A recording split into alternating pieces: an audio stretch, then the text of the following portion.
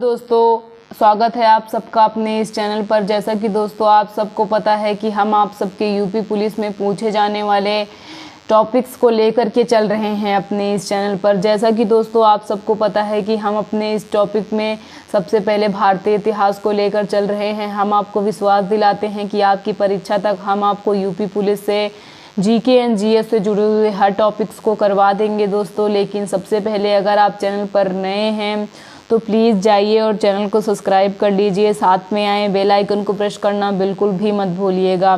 तो दोस्तों भारतीय इतिहास में अभी तक हमने आपके 2 टॉपिक ख़त्म कर दिए हैं। ये आज आपका शायद तीसरा टॉपिक है। इसका नाम है दोस्तों महाजनपद काल। क्या है दोस्तों? महाजनपद काल। इसका टाइमलाइन है 600 ईसा पूर्व से 325 ईसा पूर्व।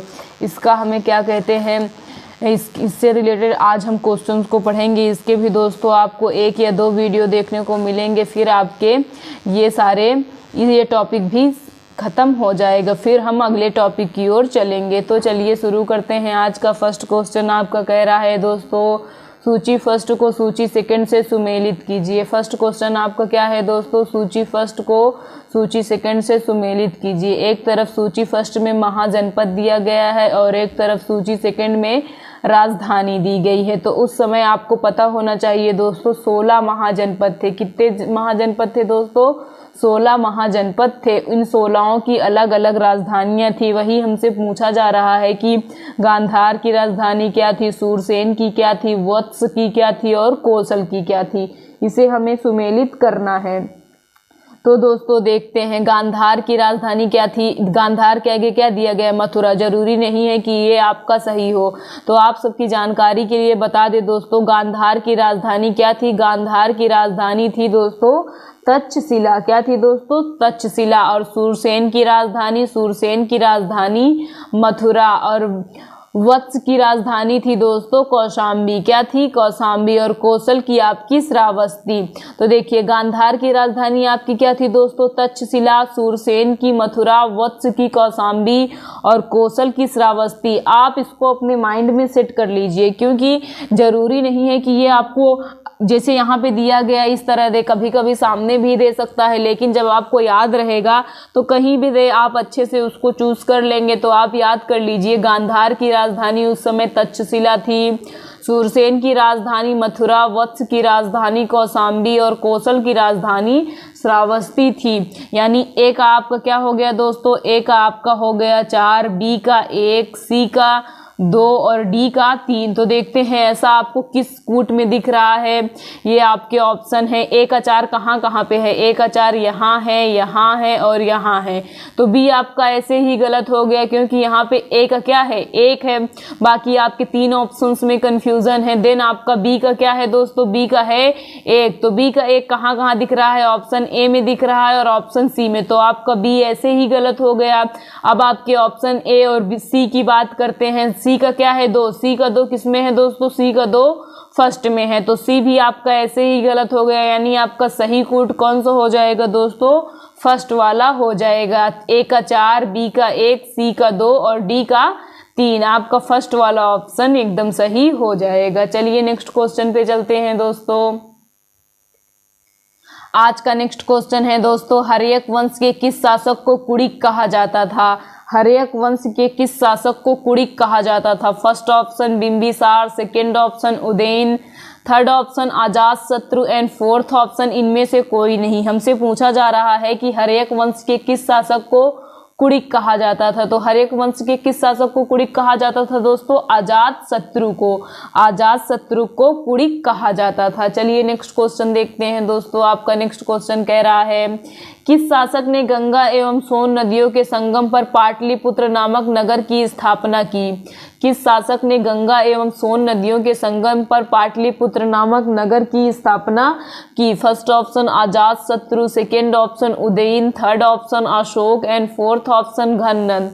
हमसे पूछा जा रहा है ऐसा कौन सा शासक था जिसने गंगा एवं सोन नदी के संगम पर पाटलिपुत्र नामक नगर की स्थापना की? तो वो कौन थे? उदयन थे। आपका यहाँ पे बी वाला ऑप्शन दोस्तों एकदम सही हो जाएगा। चलिए आज के नेक्स्ट क्वेश्चन की ओर चलते हैं। आपका नेक्स्ट क्वेश्चन है दोस्तों, शिशुनाग वंश का वह कौन सा शासक था जिसके समय में वैशाली में द्वितीय बौद्ध संगति का आयोजन किया गया? उसे काकवड़ के नाम से जाना जाता है। हमसे पूछा जा रहा है कि शिशुनाग वंश का ऐसा कौन सा शासक था जिसके शासनकाल में द्वितीय बौद्ध संगति का आयोजन किया गया और उसे काकवड़ के नाम से जाना जाता है। फर्स्ट ऑप्शन आपका है दोस्तों Shishunaga, second option Kalashoka, third option Nandivardhana and fourth option इनमें से कोई नहीं। तो काकवड़ के नाम से किसे जाना जाता था दोस्तों? काकवड़ के नाम से कालाशोक को जाना जाता था। आपका बी वाला ऑप्शन एकदम सही हो जाएगा। और कुड़िक के नाम से अजात शत्रु को जाना जाता था। चलिए नेक्स्ट वर्ड। और यहाँ पे एक बात देखिए, यहाँ एक ही क्वेश्चन में दो क्वेश्चन देखने को मिल रहा है दोस्तों। द्वितीय बौद्ध संगति का आयोजन कहाँ हुआ था, कब, किसके शासनकाल में हुआ था? द्वितीय बौद्ध संगति का आयोजन शिशुनाग वंश के राजा कालाशोक के समय में हुआ था। ये बात भी आप ध्यान रखेंगे। चलिए नेक्स्ट क्वेश्चन देखते हैं। आपका नेक्स्ट क्वेश्चन कह रहा है दोस्तों 323 ईसा पूर्व में सिकंदर महान की मृत्यु हुई थी। 323 ईसा पूर्व में सिकंदर महान की मृत्यु हुई थी। फर्स्ट ऑप्शन फारस में, सेकंड ऑप्शन बेबीलोन में, थर्ड ऑप्शन मेसिडोनिया में एंड फोर्थ ऑप्शन तक्षशिला में। हमसे पूछा जा रहा है कि 323 ईस्वी में सिकंदर महान की मृत्यु कहाँ हुई थी? तो सिकंदर महान की मृत्यु 323 ईस्वी में दोस्तों बेबीलोन में हुई थी। आपका यहाँ पे बी वाला ऑप्शन एकदम सही हो जाएगा। कौन सा ऑप्शन सही हो जाएगा दोस्तों? आपका बी वाला ऑप्शन सही हो जाएगा। चलिए आज के नेक्स्ट क्वेश्चन की ओर चलते हैं दोस्तों। आपका नेक्स्ट क्वेश्चन है दोस्तों सिकंदर महान, एलेक्जेंडर द ग्रेट एवं पोरस पुरु की सेनाओं ने निम्नलिखित में से किस नदी के आमने सामने वाले तटों पर पड़ाव डाला हुआ था? हमसे पूछा जा रहा है कि सिकंदर महान एवं पोरस या फिर पुरु की सेनाओं ने निम्नलिखित में से किस नदी के आमने सामने वाले तटों पर पड़ाव डाला हुआ था? फर्स्ट ऑप्शन रावी के, सेकंड ऑप्शन झेलम के, थर्ड ऑप्शन सतलज के एंड फोर्थ ऑप्शन चेनाब के। तो आपका परफेक्ट ऑप्शन कौन सा हो जाएगा दोस्तों?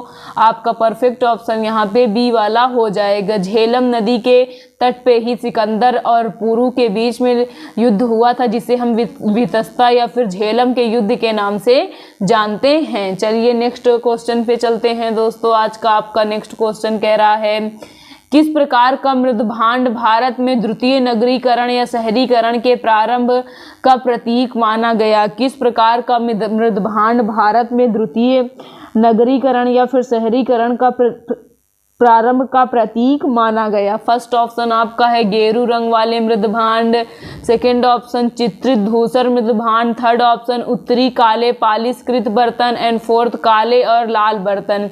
तो आपका परफेक्ट ऑप्शन यहाँ पे क्या हो जाएगा दोस्तों? यहाँ पे आपका परफेक्ट ऑप्शन थर्ड वाला हो जाएगा, उत्तरी काले पालिशकृत बर्तन।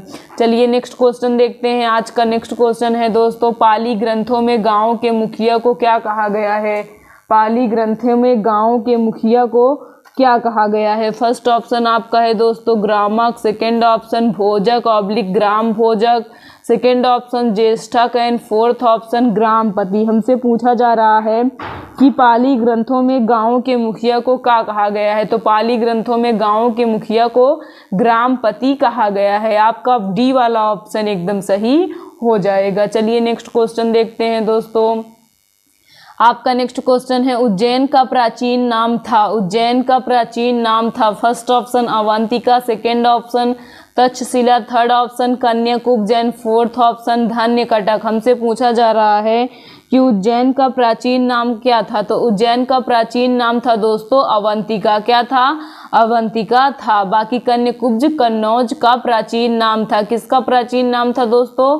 कन्नौज का प्राचीन नाम था। ये भी आप याद रखेंगे। चलिए नेक्स्ट क्वेश्चन देखते हैं। आपका नेक्स्ट क्वेश्चन कह रहा है दोस्तों नंद वंश का संस्थापक कौन था? नंद वंश का संस्थापक कौन था? फर्स्ट ऑप्शन महानंदिन या फिर Nandivardhan, second Kalashok, third Ghananand and fourth Nagarjun. हमसे पूछा जा रहा है कि नंद वंश का संस्थापक कौन था?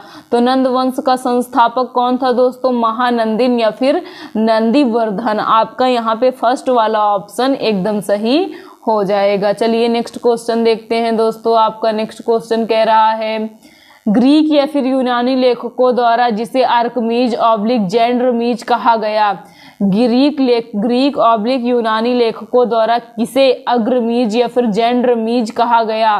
First option Ajatashatru, second option Kalashoka, third option Mahapadmanand and fourth option Ghananand. हमसे पूछा जा रहा है ग्रीक ऑब्लिक यूनानी लेखकों द्वारा किसे अग्रमीज या फिर जेंड्रमीज कहा गया। तो किसे कहा गया था दोस्तों, घननंद को कहा गया था। आपका डी वाला ऑप्शन एकदम सही हो जाएगा। चलिए नेक्स्ट क्वेश्चन देखते हैं दोस्तों। आपका नेक्स्ट क्वेश्चन कह रहा है प्राचीन भारत में पहला विदेशी आक्रमण किनके द्वारा किया गया। प्राचीन भारत में पहला विदेशी आक्रमण किनके द्वारा किया गया। फर्स्ट ईरानियों द्वारा, सेकेंड यूनानियों द्वारा, थर्ड शकों द्वारा और फोर्थ कुषाणों द्वारा। हमसे पूछा जा रहा है कि प्राचीन भारत में विदेशी आक्रमण किनके द्वारा किया गया। तो प्राचीन भारत में पहला विदेशी आक्रमण दोस्तों ईरानियों द्वारा किया गया था। आपका यहाँ पे फर्स्ट वाला ऑप्शन एकदम सही हो जाएगा। चलिए नेक्स्ट क्वेश्चन देखते हैं दोस्तों।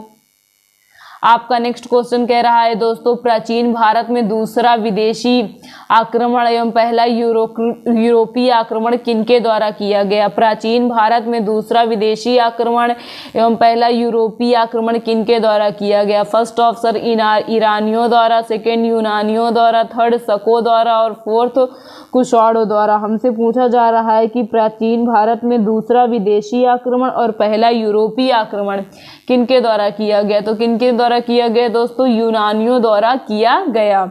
चलिए नेक्स्ट क्वेश्चन पे चलते हैं।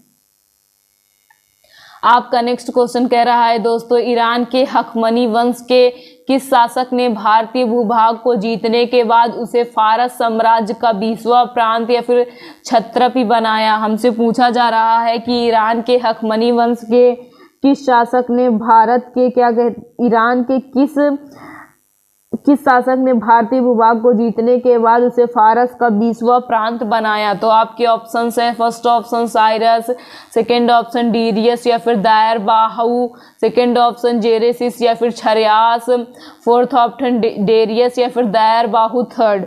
हमसे पूछा जा रहा है कि ईरान के हखमनी वंश के किस शासक ने भारतीय भूभाग को जीतने के बाद उसे फारस साम्राज्य का 20वां प्रांत बनाया। तो आपका ऑप्शन सही हो जाएगा दोस्तों डेरियस या फिर दायर बाहू फर्स्ट। क्या हो जाएगा दोस्तों, डेरियस या फिर दायर बाहू फर्स्ट। आपका बी वाला ऑप्शन एकदम सही हो जाएगा। चलिए नेक्स्ट ऑप्शन पे चलते हैं दोस्तों, नेक्स्ट क्वेश्चन पे चलते हैं। आपका नेक्स्ट क्वेश्चन कह रहा है हाइडेस्पेस या वितस्ता आधुनिक नाम झेलम का युद्ध 326 बीसी किन किन शासकों के बीच हुआ। हमसे पूछा जा रहा है कि हाइडेस्पेस या फिर वितस्ता का युद्ध किन किन शासकों के बीच हुआ। तो हाइडेस्पेस या फिर वितस्ता का युद्ध कब हुआ था दोस्तों, 326 ईसा पूर्व में हुआ था। हमसे पूछा जा रहा है कि ये युद्ध किसके किसके बीच हुआ था। फर्स्ट ऑप्शन आपका सिकंदर एवं पोरस के बीच, सेकेंड ऑप्शन सेल्यूकस एवं चंद्रगुप्त मौर्य के मध्य, थर्ड ऑप्शन चंद्रगुप्त मौर्य एवं घननंद के मध्य, फोर्थ ऑप्शन सिकंदर एवं अंभी के मध्य। तो हाइडेस्पेस या फिर वितस्ता का युद्ध किसके बीच हुआ था दोस्तों, सिकंदर और पोरस के बीच हुआ था। चलिए नेक्स्ट क्वेश्चन पे चलते हैं।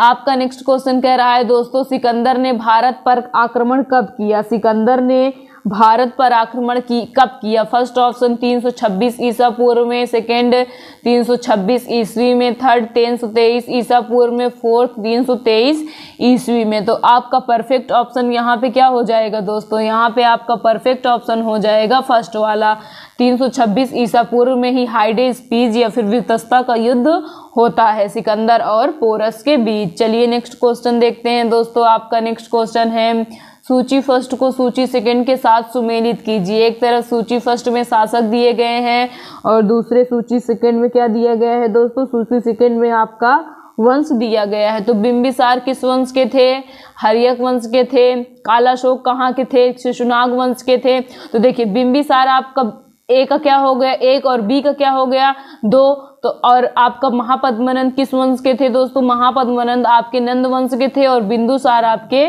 मौर्य वंश के थे। तो आपका क्या कहते हैं, देखिए कूट देखते हैं। ए का एक एक, देखिए ए का एक एक आपका चारों ऑप्शंस में है। तो अब बी का देखते हैं, बी का 2 किसमें किसमें है, ए और बी में है, तो ये दोनों तो आपके क्या हो गए, गलत हो गए। और सी का क्या है, सी का 3 नहीं है, देखिए यहाँ पे सी का क्या है दोस्तों, सी का 4 है। तो आपका परफेक्ट ऑप्शन यहाँ पे क्या हो जाएगा, यहाँ पे आपका परफेक्ट ऑप्शन दोस्तों बी वाला हो जाएगा। कौन सा हो जाएगा दोस्तों, बी वाला हो जाएगा। चलिए नेक्स्ट क्वेश्चन पे चलते हैं दोस्तों। नेक्स्ट क्वेश्चन भी आपका है, सुमेलित कीजिए। एक तरफ आपकी सूची फर्स्ट है और एक तरफ सूची सेकंड है। सूची फर्स्ट में आपके महाजनपद दिए गए हैं और सूची सेकंड में आधुनिक क्षेत्र दिए गए हैं। तो देखिए मगध आजकल कहाँ है, वत्स कहाँ है, कौशल कहाँ है, एंड अवंती कहाँ है। मतलब उस समय जो महाजनपद थे वो प्रेजेंट टाइम पे कहाँ कहाँ है, हमसे पूछा गया है।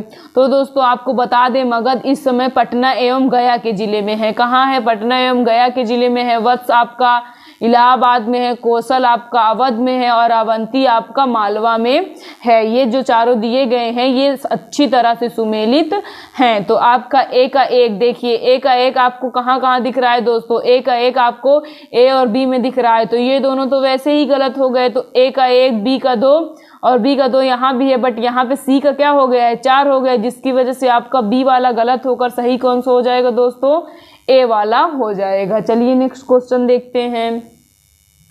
आपका नेक्स्ट क्वेश्चन कह रहा है दोस्तों, मगध की प्रथम राजधानी कौन सी थी। मगध की प्रथम राजधानी कौन सी थी। First option Pataliputra, second option Vaishali, third option Girivraja या फिर राजगिरी, फोर्थ ऑप्शन चंपा। हमसे पूछा जा रहा है मगध की राजधानी कौन सी थी। तो मगध की राजधानी कौन सी दोस्तों, गिरिव्रज या फिर राजगिरी थी। आपका यहाँ पे सी वाला ऑप्शन सही हो जाएगा। प्रथम राजधानी की बात की जा रही है, इस बात को आप ध्यान रखेंगे। मगध की प्रथम राजधानी गिरिव्रज या फिर राजगिरी थी। चलिए नेक्स्ट क्वेश्चन पे चलते हैं दोस्तों। आपका नेक्स्ट क्वेश्चन कह रहा है, किस शासक द्वारा सर्वप्रथम पाटलिपुत्र का राजधानी के रूप में चयन किया गया। हमसे पूछा जा रहा है कि किस शासक द्वारा सर्वप्रथम पाटलिपुत्र का राजधानी के रूप में चयन किया गया। फर्स्ट ऑप्शन अजात शत्रु द्वारा, सेकंड कालाशोक द्वारा, थर्ड उदयन द्वारा और फोर्थ कनिष्ठ द्वारा। हमसे पूछा जा रहा है कि पाटलिपुत्र का राजधानी के रूप में चुनाव किसने किया। तो किसने किया था दोस्तों, उदयन ने किया था। आपका सी वाला ऑप्शन एकदम सही हो जाएगा। चलिए नेक्स्ट क्वेश्चन देखते हैं। आपका नेक्स्ट क्वेश्चन कह रहा है, 16 महाजनपदों की सूची उपलब्ध है। 16 महाजनपदों की सूची उपलब्ध है। फर्स्ट ऑप्शन महाभारत में, सेकंड अंगुत्तर निकाय में, थर्ड छंदोग उपनिषद में एंड फोर्थ संयुक्त निकाय में। हमसे पूछा जा रहा है कि 16 महाजनपदों की सूची उपलब्ध है। तो कहाँ उपलब्ध है दोस्तों, अंगुत्तर निकाय में उपलब्ध है। चलिए नेक्स्ट क्वेश्चन देखते हैं। आपका नेक्स्ट क्वेश्चन कह रहा है दोस्तों, निम्नलिखित में मगध का कौन सा राजा सिकंदर का महान समकालीन था। हमसे पूछा जा रहा है निम्नलिखित में मगध का कौन सा राजा सिकंदर महान का समकालीन था। First Mahapadmanand, second Ghananand, third Sukalp and fourth Chandragupta Maurya. हमसे पूछा जा रहा है कि सिकंदर महान का ऐसा कौन सा शासक था जो समकालीन था। तो सिकंदर महान का समकालीन राजा कौन था दोस्तों, घननंद था। आपका यहाँ पे बी वाला ऑप्शन सही हो जाएगा। चलिए नेक्स्ट क्वेश्चन देखते हैं। आपका नेक्स्ट क्वेश्चन है दोस्तों, प्रथम मगध साम्राज्य का उत्कर्ष किस सदी में हुआ। प्रथम मगध साम्राज्य का उत्कर्ष किस सदी में हुआ। फर्स्ट ऑप्शन 4वीं सदी ईसा पूर्व, सेकेंड 6वीं सदी ईसा पूर्व, थर्ड 2री सदी ईसा पूर्व एंड फोर्थ 1ली सदी ईसा पूर्व। हमसे पूछा जा रहा है कि प्रथम मगध साम्राज्य का उत्कर्ष किस सदी में हुआ। तो किस सदी में हुआ था दोस्तों, 6वीं सदी ईसा पूर्व में हुआ था। आपका बी वाला ऑप्शन एकदम सही हो जाएगा। चलिए नेक्स्ट क्वेश्चन देखते हैं दोस्तों। आपका नेक्स्ट क्वेश्चन है, सिकंदर की भारत में सफलता के निम्न कारण थे। सिकंदर की भारत में सफलता के निम्न कारण थे। फर्स्ट, भारत में तब कोई केंद्रीय सत्ता नहीं थी। सेकेंड, उसकी सेना श्रेष्ठ प्रकार की थी। थर्ड, उसे देशद्रोही भारतीय शासकों का सहयोग मिला। फोर्थ, वह एक अच्छा प्रशासक था। हमसे पूछा जा रहा है अगर सिकंदर भारत में सफल हुआ तो उसका कारण क्या था। तो इन चारों को देखते हुए ये आपका ऑप्शन देखते हैं। फर्स्ट ऑप्शन एक और 2, सेकंड 1, 2 और 3, थर्ड 2, 3 और 4, फोर्थ 1, 2, 3, 4। तो इन चारों ही ऑप्शन को देखा जाए तो ये चारों ही ऑप्शन सिकंदर की सफलता के कारण थे। आपका डी वाला ऑप्शन एकदम सही हो जाएगा। यानी तब भारत में कोई केंद्रीय सत्ता नहीं थी, उसकी सेना श्रेष्ठ प्रकार की थी, उसे देशद्रोही भारतीय शासकों का सहयोग मिला और वह एक अच्छा प्रशासक था। ये चारों ही कारण सिकंदर की सफलता के कारण बने। चलिए नेक्स्ट क्वेश्चन देखते हैं दोस्तों। नेक्स्ट आपका है दोस्तों, सूची फर्स्ट को सूची सेकंड के साथ सुमेलित कीजिए तथा सूचियों के नीचे दिए गए कूट से सही उत्तर चुनिए। सूची फर्स्ट को सूची सेकंड से सुमेलित कीजिए तथा सूचियों कूट से सही उत्तर चुनना है। एक तरफ सूची फर्स्ट में राजा दिए गए हैं, सूची सेकंड में उनका राज्य दिया गया है। हमसे एक तरफ राजा दिया गया है और एक तरफ उनका राज्य दिया गया है। तो दोस्तों प्रद्योत उस समय कहाँ राज्य करते थे? प्रद्योत उस समय अवंती में राज करते थे। कहाँ राज करते थे दोस्तों? अवंती में राज करते थे। और आपका क्या कहते हैं, उदयन कहाँ राज करते थे? उदयन आपका दोस्तों मगध पे राज करते थे। प्रसेनजीत आपका कौशल में राज करते थे और अजात शत्रु आपका अवंती में राज करता था। यानी एक का क्या हो गया दोस्तों? एक आपका हो गया, सॉरी, अजात शत्रु आपका वत्स पे राज करता था। किस पे राज करता था दोस्तों? देखिए थोड़ा सा मिस्टेक हो गया, मैं इसको फिर से बता देती हूँ। एक सेकेंड दोस्तों, मैं इसको आपके क्वेश्चन को फिर से एक बार रिवाइज कर देती हूँ क्योंकि इसमें थोड़ा सा एक पॉइंट गलत हो गया है। ये आपका 25 नंबर क्वेश्चन, देखिए यहाँ पे हमने थोड़ा सा गलत बता दिया है, तो आप एक बात का ध्यान दीजिएगा। तो उदयन कहाँ पे शासन करता था दोस्तों? उदयन आपका वत्स पे शासन करता था। किस पे शासन करता था? वत्स पे। उदयन वत्स पे शासन करता था और प्रसेनजीत कौशल पे शासन करता था और अजात शत्रु कहाँ शासन करता था? मगध पे शासन करता था। तो यानी ए का क्या हो गया दोस्तों? ए का 3 हो गया। बी का क्या हो गया? बी का 2 ही है। सी का 4 और डी का क्या है? 1। तो देखते हैं ए का 3 हमें कहाँ कहाँ दिख रहा है। तो ए का 3 आपको किस ऑप्शन में दिख रहा है? ऑप्शन 3 में दिख रहा है। तो बाकी सब आपके वैसे ही गलत हो गए। और बी का क्या है? 2, सी का 4 और डी का 1, यानी आपका सी वाला ऑप्शन एकदम सही हो जाएगा। चलिए नेक्स्ट क्वेश्चन पे चलते हैं दोस्तों। आपका नेक्स्ट क्वेश्चन है, अभिलेखी साक्ष्य से प्रकट होता है कि नंद राजा के आदेश से एक नहर खोदी गई थी। अभिलेखी साक्ष्य से प्रकट होता है कि नंद राजा के आदेश से एक नहर खोदी गई थी। फर्स्ट अंग में, सेकंड वंग में, थर्ड कलिंग में एंड फोर्थ मगध में। हमसे पूछा जा रहा है कि अभिलेखी साक्ष्य से ये प्रकट होता है कि राजा नंद के आदेश से एक नहर खोदी गई थी। तो कहाँ खोदी गई थी दोस्तों? कलिंग में खोदी गई थी। आपका सी वाला ऑप्शन एकदम सही हो जाएगा। चलिए नेक्स्ट क्वेश्चन पे चलते हैं। आपका नेक्स्ट क्वेश्चन कह रहा है, पहला ईरानी शासक जिसने भारत के कुछ भागों को अपने अधीन किया था। पहला ईरानी शासक जिसने भारत के कुछ भागों को अपने अधीन किया था। First Cyrus, second Cambyses, third Darius and fourth Xerxes या फिर छारियास। तो आपका परफेक्ट ऑप्शन यहाँ पे क्या हो जाएगा? डेरियस हो जाएगा। या ऐसा पहला ईरानी शासक था जिसने भारत के कुछ भागों को अपने अधीन किया। चलिए नेक्स्ट क्वेश्चन पे चलते हैं दोस्तों। आपका नेक्स्ट क्वेश्चन कह रहा है, मगध के राजा अजात शत्रु का सदैव किस गणराज्य के साथ युद्ध रहा?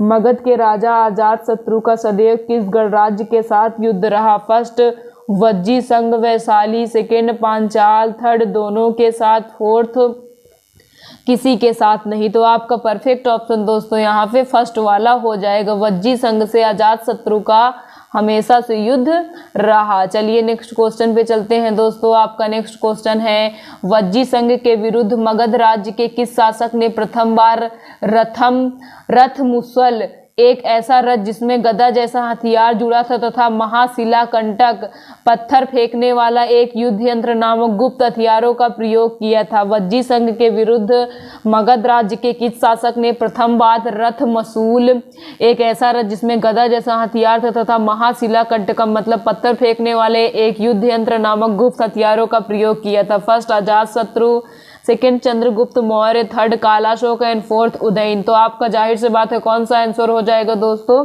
फर्स्ट वाला हो जाएगा। अजात शत्रु का हमेशा से वज्जी संघ के साथ संघर्ष था तो उसने ही ऐसा किया था। आपका next question and last question है दोस्तों, नंद वंश का अंतिम सम्राट कौन था? नंद वंश का अंतिम सम्राट कौन था? महापद्मनंद, कालाशोक, घननंद एंड इनमें से कोई नहीं। हमसे पूछा जा रहा है कि नंद वंश का अंतिम शासक कौन था? तो नंद वंश का अंतिम शासक दोस्तों घननंद था। आपका यहाँ पे थर्ड वाला ऑप्शन एकदम सही हो जाएगा। तो दोस्तों आज का यह वीडियो यहीं पे समाप्त होता है। हम उम्मीद करते हैं कि आपको वीडियो अच्छा लग रहा होगा। दोस्तों हम आपको जो भी क्वेश्चंस करा रहे हैं आपके यूपीपी में पूछे जाने वाले, हिस्ट्री कब कंप्लीट है तो आप प्रत्येक वीडियो को पूरा देखा करिए, वीडियो को बीच में स्किप करके मत जाया करिए, ताकि हम आपके लिए जो भी चीज़ें ले आ रहे हैं उन सब का बेनिफिट आपको मिलता रहे। आप वीडियो को पूरा देखा करिए। चैनल पर नए होंगे तो प्लीज़ सबसे पहले जाइए और चैनल को सब्सक्राइब कर लीजिए। थैंक यू दोस्तों।